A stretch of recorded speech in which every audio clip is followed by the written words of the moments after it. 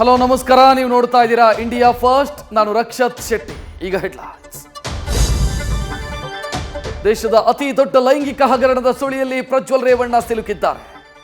ಜೀವನ್ಮಾನದ ಕಳಂಕ ಹೊತ್ತಿರೋ ಸಂಸದನಿಗೆ ಎರಡನೇ ಕೇಸ್ನಲ್ಲಿ ಬಂಧನದ ಭೀತಿ ಶುರುವಾಗಿದೆ. ವಿದೇಶದಿಂದ ಬರ್ತಾ ಇದ್ದಂತೆ ಪ್ರಜ್ವಲ್ ಅರೆಸ್ಟ್ ಆಗೋದು ಪಕ್ಕಾ ಆಗಿದೆ. ಎಲ್ಲೇ ಇದ್ರೂ ಹಿಡಿತರ್ತೀವಿ ಅಂತ ಸರ್ಕಾರ ಖಡಕ್ ಸಂದೇಶ ಕೊಟ್ಟಿದೆ. ರೇವಣ್ಣ ಕುಟುಂಬದ ಸುತ್ತ ಅಶ್ಲೀಲ ಕೇಸ್ನ ಹುತ್ತವೇ ಬೆಳೆದು ನಿಂತಿದೆ. ಈ ಮಧ್ಯೆ ದಳ ನಾಯಕ ಬಂಧನದ ಭೂತದಿಂದ ಬಚಾವಾಗಿದ್ದಾರೆ. ಆದರೆ ಸಂತ್ರಸ್ತೆಯ ಕಿಡ್ನಾಪ್ ಆರೋಪದಡಿಯಲ್ಲಿ ಮಾಜಿ ಸಚಿವನ ವಿರುದ್ಧ ಮತ್ತೊಂದು ಎಫ್ಐಆರ್ ದಾಖಲಾಗಿದೆ. ಮಹಿಳೆಯನ್ನ ಕರೆದೊಯ್ದಿದ್ದ ಸತೀಶ್ ಬಾಬಣ್ಣ ಎಂಬವನ ಬಂಧನವಾಗಿದೆ. ಅಪ್ಪ ಆಯ್ತು, ಮಗ ಆಯ್ತು, ಇದೀಗ ಪ್ರಜ್ವಲ್ ತಾಯಿಯು ಅಶ್ಲೀಲದ ಶಾಕ್ನಲ್ಲಿದ್ದಾರೆ. ಹೊಳೆನರಸೀಪುರ ಕೇಸ್ನಲ್ಲಿ ಭವಾನಿ ರೇವಣ್ಣಗೆ ಎಸ್ಐಟಿ ನೋಟಿಸ್ ಕೊಟ್ಟಿದೆ. ನಾಳೆ ವಿಚಾರಣೆಗೆ ಹಾಜರಾಗಿ ಅಂತ ಸೂಚನೆಯನ್ನ ಕೊಟ್ಟಿದೆ. ಇತ್ತ ಮನೆ, ಫಾರ್ಮ್ ಹೌಸ್ಗಳ ಮೇಲೆ ಎಸ್ಐಟಿ ರೇಡ್ ಮಾಡಿದೆ.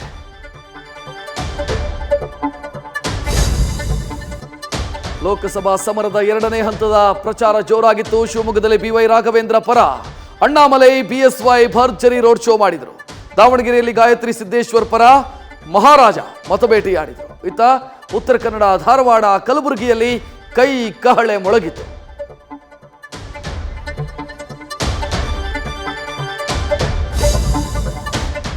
ಬಿಸಿಲಿನ ಹೊಡೆತಕ್ಕೆ ರಾಜ್ಯದ ಜನ ಬೆಂದು ಹೋಗ್ತಾ ಇದ್ದಾರೆ.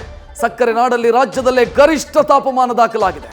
ಉಡುಪಿಯಲ್ಲಿ ಸೆಕೆ ಅಂತ ಟೆರೆಸ್ ಮೇಲೆ ಮಲಗಿದ್ದ ಶಿಕ್ಷಕ ಮೇಲಿಂದ ಬಿದ್ದು ಸಾವನ್ನಪ್ಪಿದ್ದಾರೆ.